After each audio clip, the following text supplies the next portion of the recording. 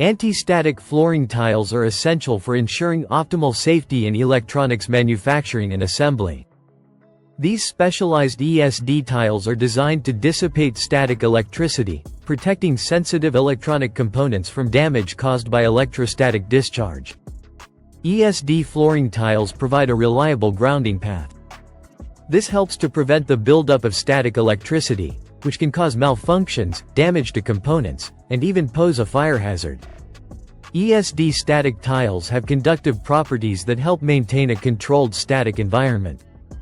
This is particularly important when working with delicate electronic components such as integrated circuits, microprocessors, and other sensitive devices.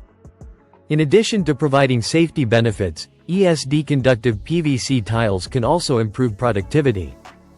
By reducing the risk of electrostatic damage, manufacturers can minimize downtime and rework, resulting in more efficient production processes.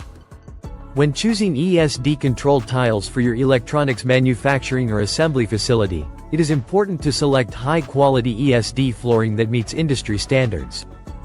Overall, ESD flooring tiles are an important investment for any electronics manufacturing or assembly facility.